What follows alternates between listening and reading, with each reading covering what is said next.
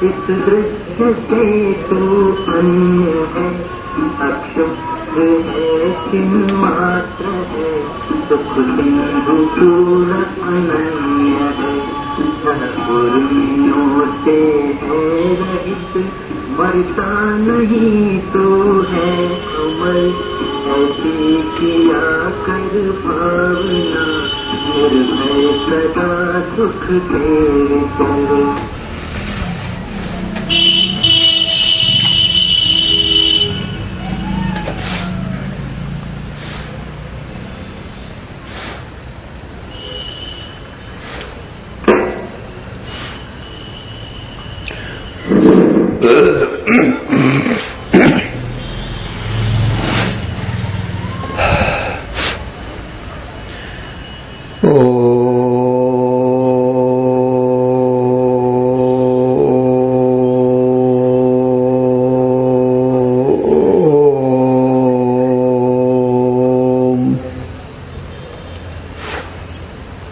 चैतन्यं शाश्वतं शान्तं व्योमातीतं निरञ्जनं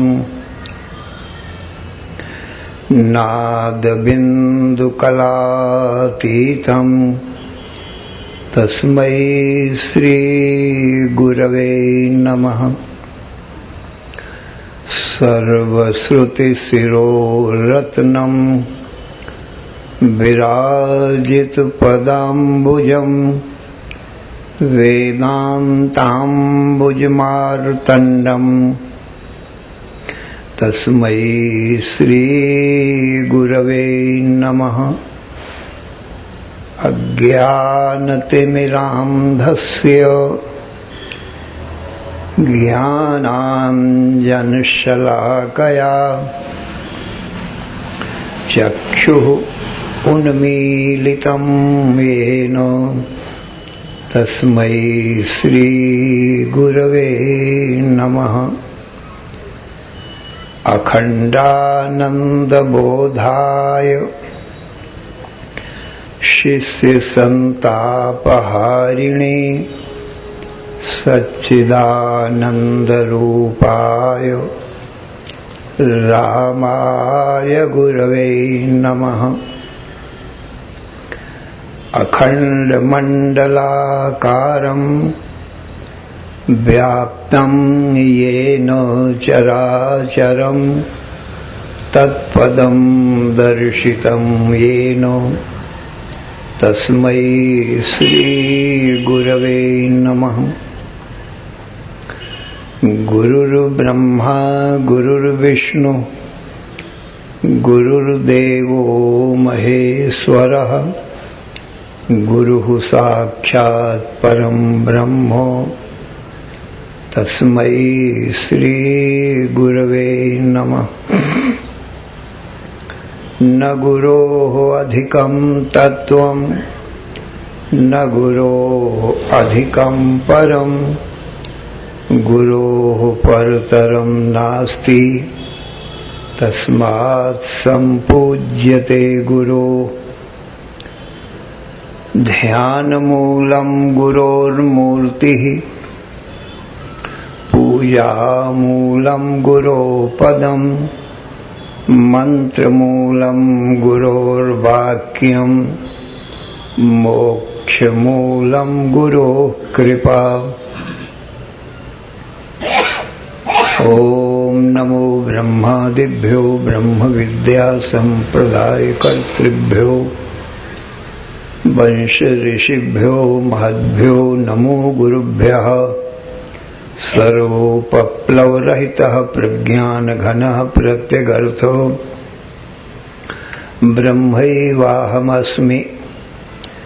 नारायणं पद्मभवं वसिष्ठं शक्तिं च तत्पुत्रपराशरं च व्यासं शुकं गौडपदं महान्तं गोविन्दयोगीन्द्रम् अथास्य शिष्यं श्रीशङ्कराचार्यम् अथास्य पद्मपादं च हस्तामलकं च शिष्यं तन्त्रौटिकं वार्तिककारं अन्यान् अस्मद्गुरून् सन्ततम् आनतोऽस्मि। श्रुतिस्मृति पुराणानाम् आलयं करुणालयं नमामि भगवत्पादं शङ्करं लोकशङ्करं। शङ्करं शङ्कराचार्यं केशवं बादरायणं सूत्रभाष्यकृतौ वन्दे भगवन्तौ पुनः पुनः। ईश्वरो गुरुः आत्मेति मूर्तिभेद विभागिने व्योमवद्व्याप्तदेहाय दक्षिणामूर्तये नमः। अशुभान् निराचष्टे तनोते शुभ संततिं स्मृतिमात्रेण यत्पुंसाम् ब्रह्म तन्मंगलम परम। अति कल्याण रूपत्वान् नित्य कल्याण संश्रयात् स्मर्तॄणां वर्धत्वाच्च ब्रह्म तन्मंगलम विदुः। ओंकारश्चाथ शब्दस्य द्वौ एतौ ब्रह्मणः पुरा कंठं भित्त्वा विनिर्यातौ तस्मान् मांगलिकौ उभौ। ओम तत्सत् परब्रह्मणे नमः। श्री राम जय जय राम। श्री राम जय जय राम। श्री राम जय जय राम। श्री राम जय जय राम। धर्म की अधर्म का प्राणियों में विश्व का हर हर महादेव। असल शरण या कारण करुण करुणा वरुणालय। कर्तुम अकर्तुम अन्यथा कर्तुम समर्थ नित्य शुद्ध बुद्ध मुक्त स्वरूप अनंत कोटि ब्रह्मांड नायक परात्पर पूर्णतम पुरुषोत्तम परब्रह्म सच्चिदानंद घन सर्वज्ञ सर्वशक्तिमान सर्वाधार सर्वाधिष्ठान भगवान के ज्ञान से जीव सर्व दुखों से और मृत्यु से भी मुक्त हो जाता है, अर्थात उसको कभी किसी प्रकार का कोई भी दुख नहीं होता, नित्य सुख शांति को प्राप्त कर लेता है और मृत्यु नहीं आती, अमृतत्व को प्राप्त कर लेता है। इसलिए जीव को अपने परम कल्याण के लिए भगवान का ज्ञान परमावश्यक है।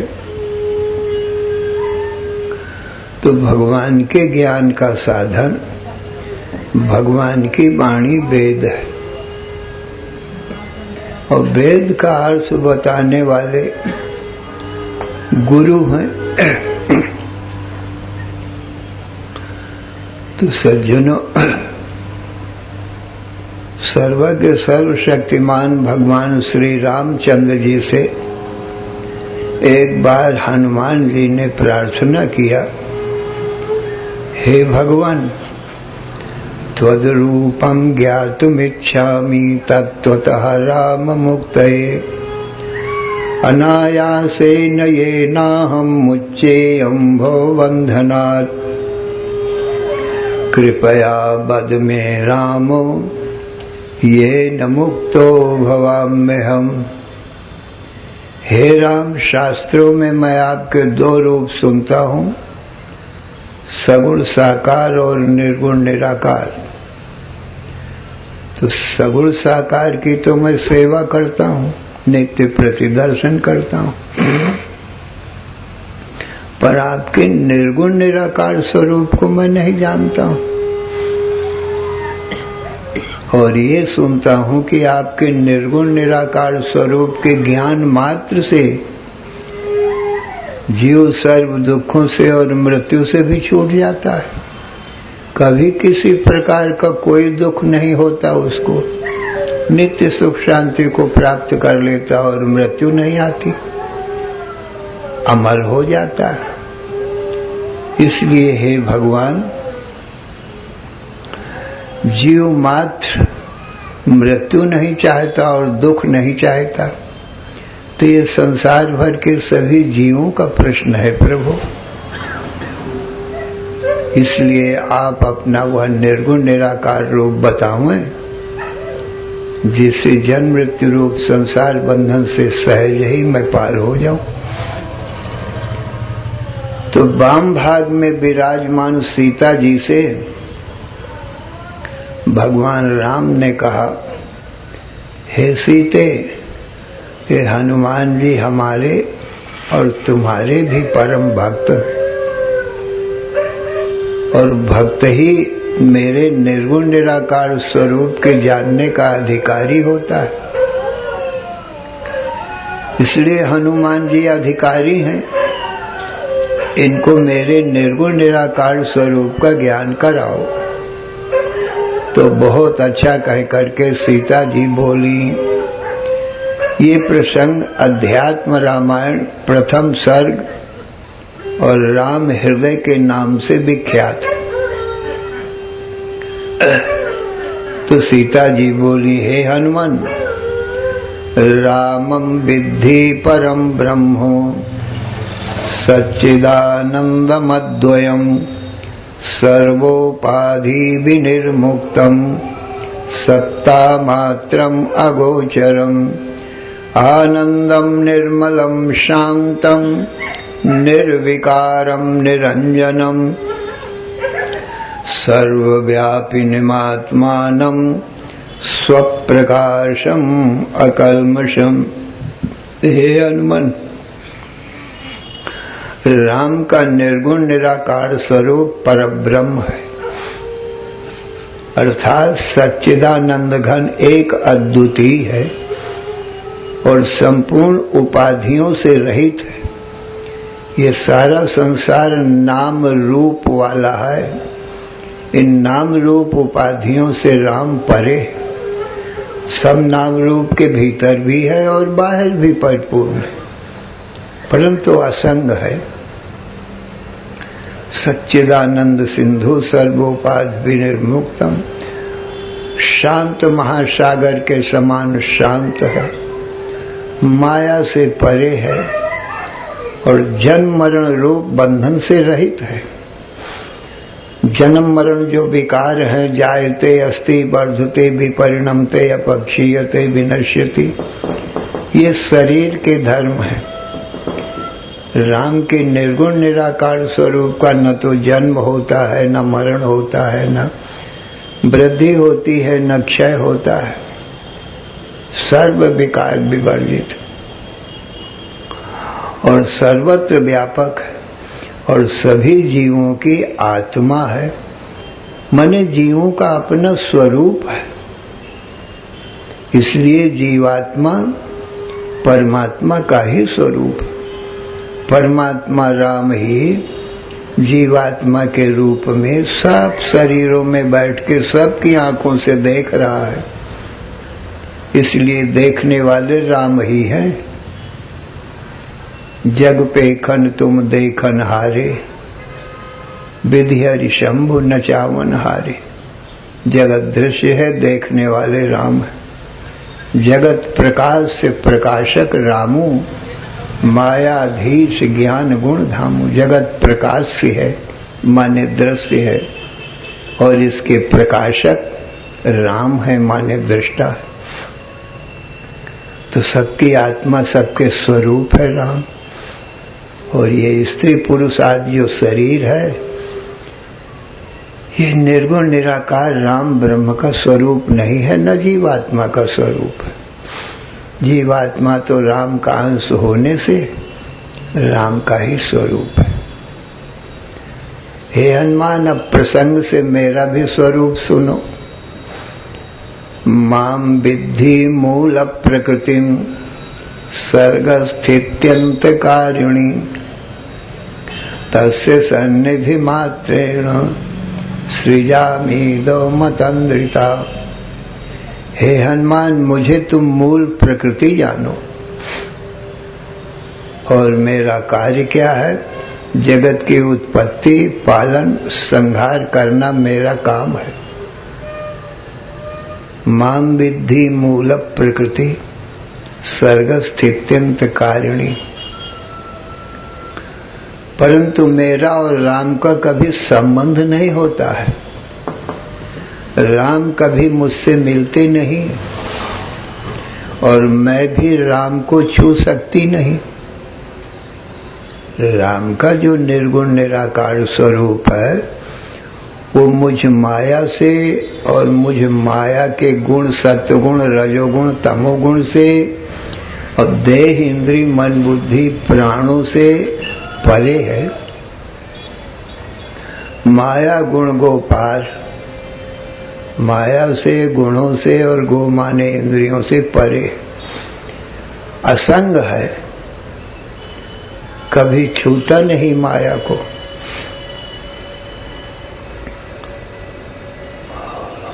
और मुझ सीता का स्वरूप महामाया शक्ति ही है, प्रकृति ही है।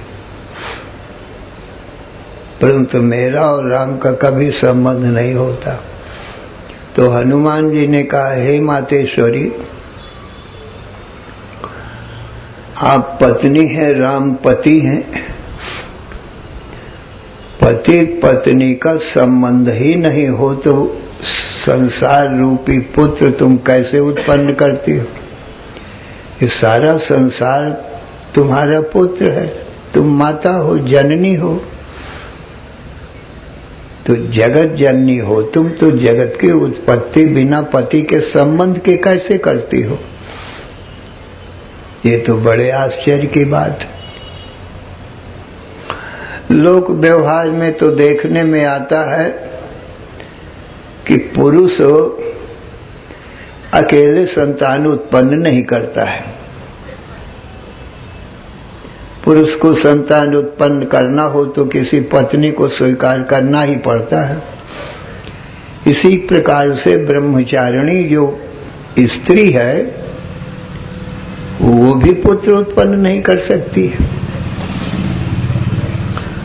उस स्त्री को यदि पुत्र की इच्छा हो तो कोई अपने अनुकूल पति को स्वीकार करना ही पड़ेगा।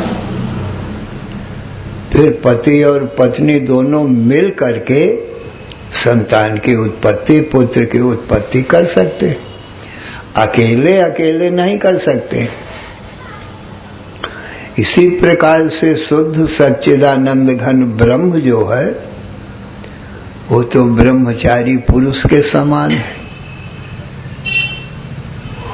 और अकेली जो सीता है बिना राम के वो ब्रह्मचारिणी स्त्री के समान है। दोनों अलग अलग संतान तो उत्पन्न नहीं कर सकते। दोनों मिल करके ही संसार रूपी संतान उत्पन्न किया जा सकता है। पर आप कहती हो कि मेरे पति राम का मुझसे कभी संबंध ही नहीं होता। ये तो बड़े आश्चर्य की बात है। ये कैसे संभव हो सकता है। संसार में तो ऐसा देखने में नहीं आता है कि अकेले अकेले कोई स्त्री या पुरुष संतान उत्पन्न कर दे। तो सीता जी समाधान करती हैं कि तस्य सन्निधि मात्रेण सृजामीदमतंद्रिता। राम के सानिध्य मात्र से मुझ में हलचल होती है, कंपन होती है, मुझ में सत्ता स्फूर्ति आती है। उनके सानिध्य माने सामीप्य मात्र से। और मैं ही जगत का रूप धारण कर लेती हूँ। जगत रूप में मैं परिणित हो जाती हूँ। सानिध्य जैसे चुंबक के सानिध्य मात्र से लोहा में हलचल होने लगती है। बिजली के सामीप्य मात्र से पंखा चलने लगते हैं, बल्ब जलने लगते हैं, मशीनें चलने लगती हैं। इसी प्रकार से राम की सत्ता स्फूर्ति मुझको मिलती है बिजली के समान, और मुझ में सत्ता स्फूर्ति आ जाती है तो मैं ही जगत रूप में परिणित हो जाती हूँ। इसलिए जगत मुझ माया का परिणाम है, माने मेरा ही स्वरूप है, माया का ही स्वरूप जगत है। और राम ब्रह्म तो मेरा दृष्टा साक्षी मात्र है, इसलिए राम में कर्तृत्व नहीं है। राम जगत की उत्पत्ति पालन संहार का काम नहीं करती। गोस्वामी तुलसीदास जी ने जब रामायण लिखना प्रारंभ किया तो पहले सीता जी को प्रणाम किया। तो सीता जी को किस रूप में प्रणाम किया?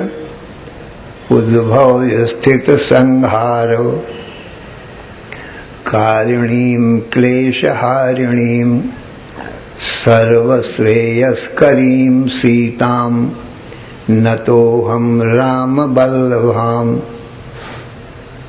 जगत की उत्पत्ति पालन संहार करने वाली, उद्भव स्थित संहार कारिणी, क्लेशहारिणी और जीवों के क्लेश माने दुखों को हरण करने वाली, और सर्वश्रेयस्करीं और सभी जीवों का श्रेय माने कल्याण करने वाली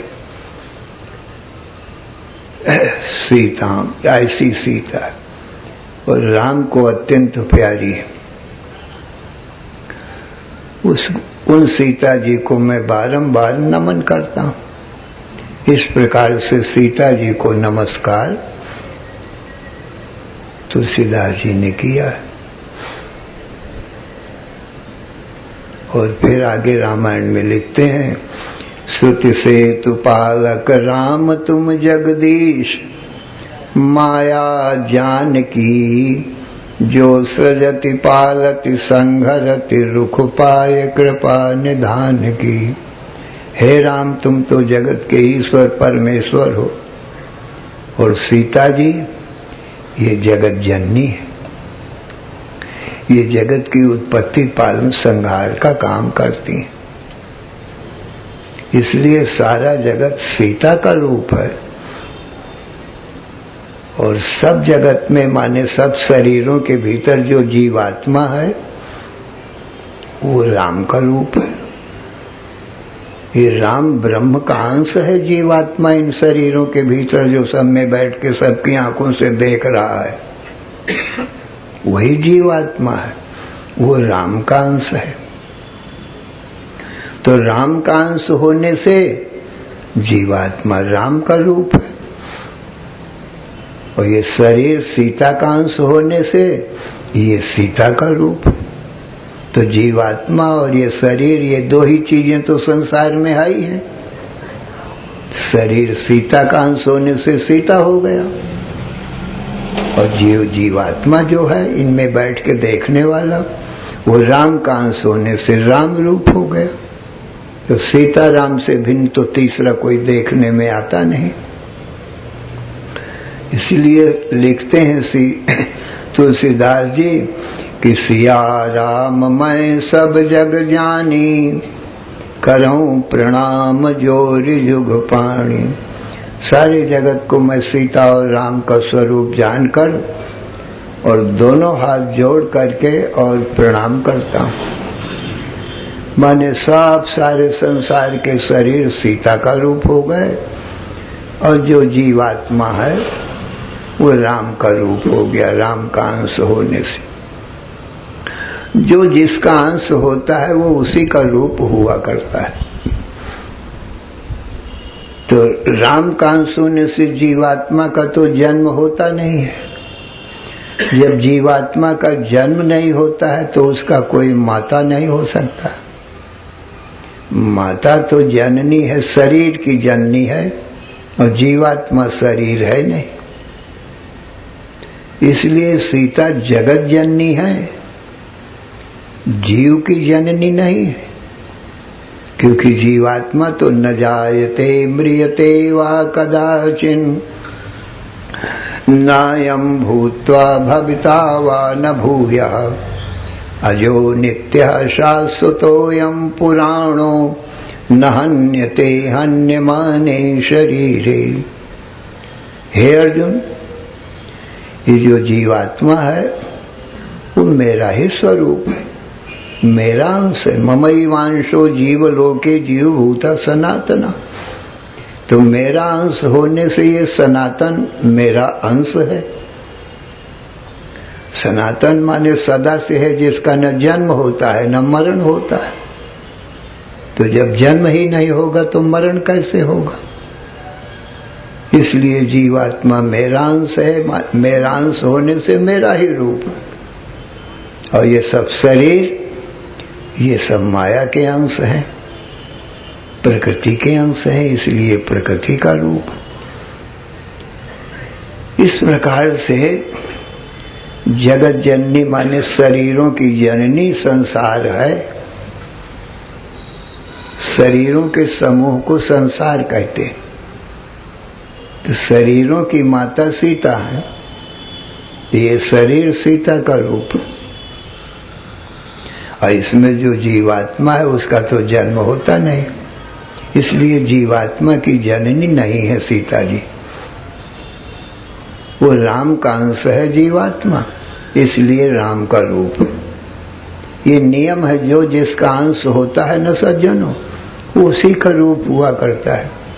जैसे लोक व्यवहार में जो ब्राह्मण का अंश होता है, जिसके माँ बाप ब्राह्मण होते हैं, उनकी संतान भी जन्म से ब्राह्मण ही होती।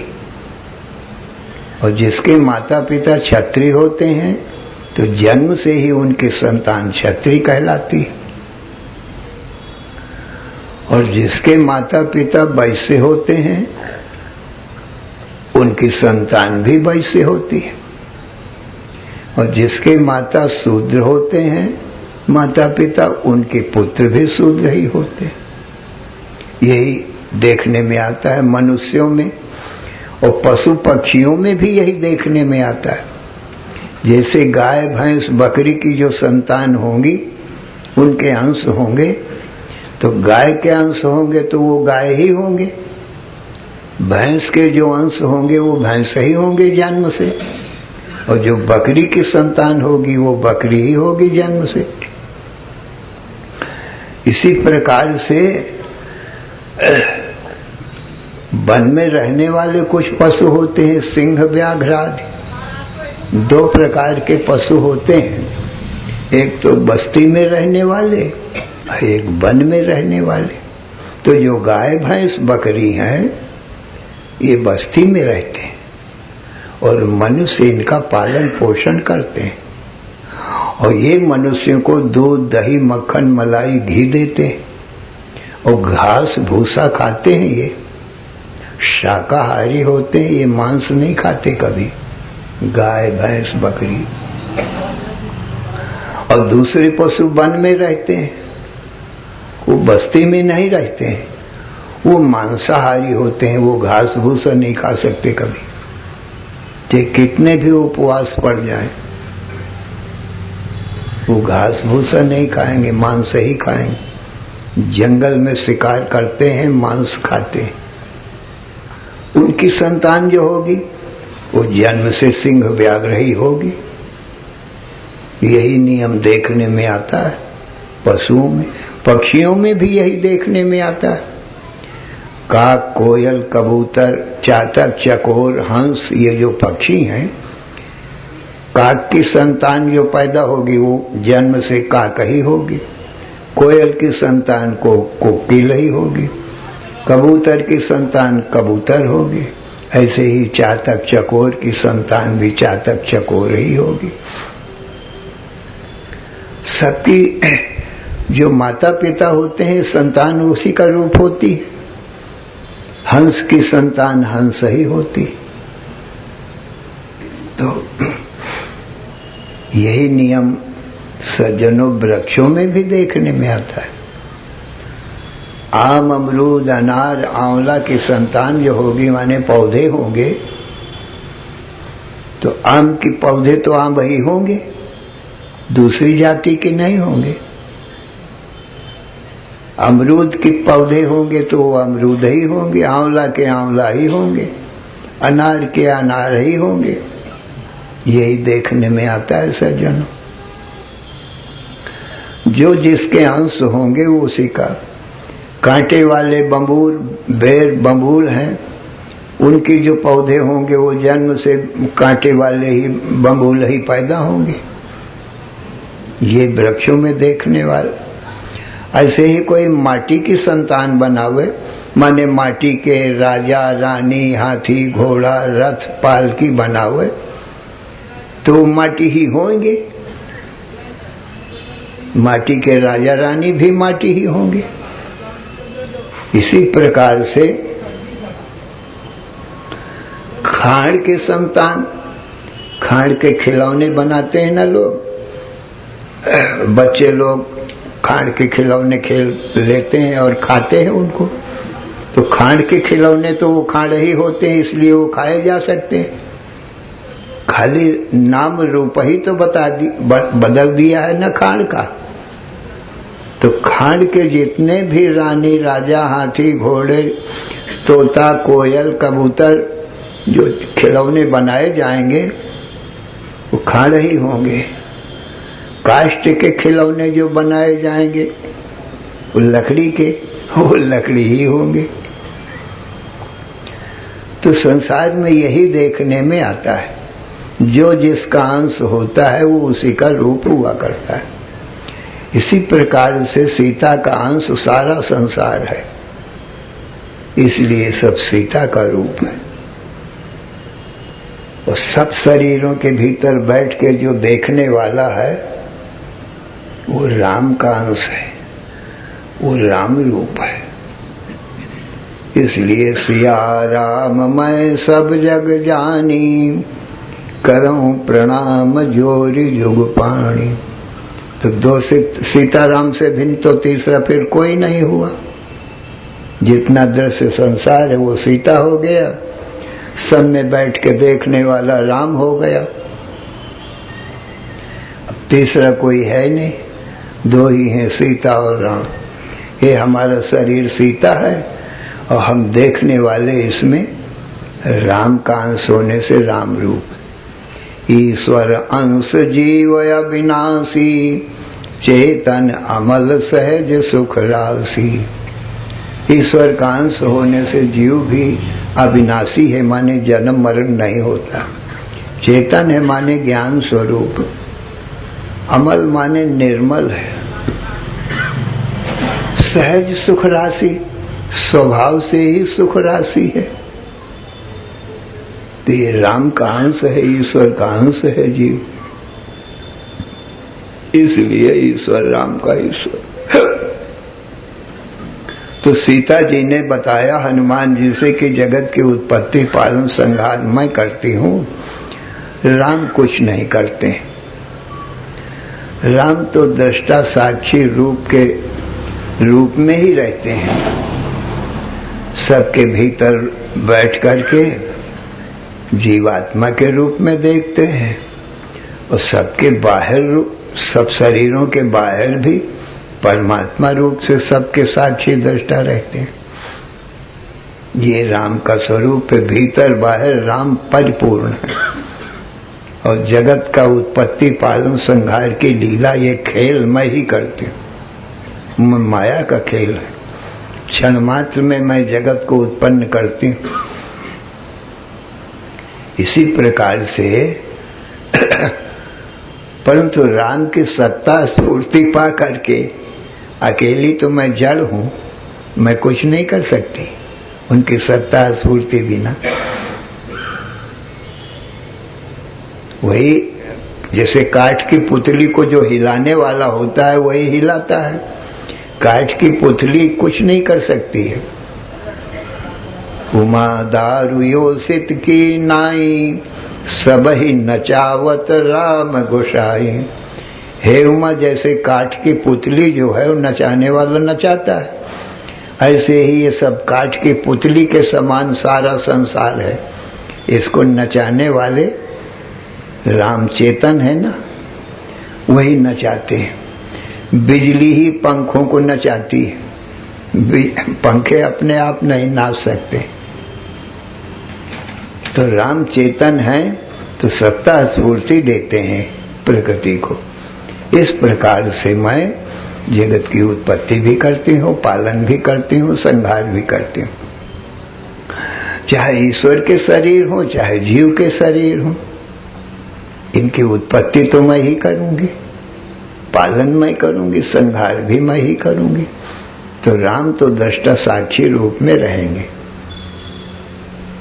इस प्रकार से राम के जो अवतार होते हैं वो राम, कृष्ण, विष्णु, शिव, शक्ति, सूर्य, गणेश, कच्छ, मत्स्य, वामन, वराह, नृसिंह आदि अनेक अवतार होते हैं। तो हे हनुमान, ये सब मैं ही करती हूँ। शरीर है ना अवतार, सगुण साकार रूप है ना।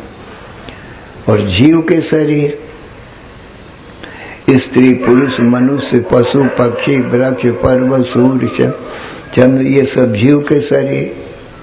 तो क्या ईश्वर के शरीर, क्या जीव के शरीर, इन सब की उत्पत्ति, पालन, संहार मैं ही करती हूँ।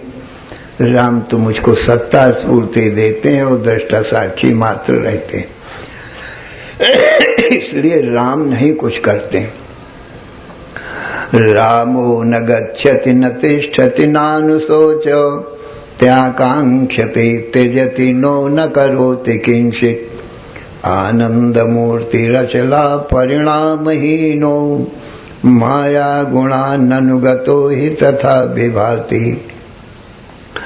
राम न चलते हैं, न बैठते हैं, न खाते हैं, न पीते हैं, कुछ नहीं करते हैं कि ये सब व्यवहार तो मुझ में ये कर्म है ना। राम तो दृष्टा साक्षी मात्र है। चलना फिरना, खाना पीना इन सब शरीरों में ही होता है और ये शरीर मेरा रूप है। इसलिए राम का भी जो जन्म हुआ है अयोध्यापुरी में, वो मैंने ही किया है।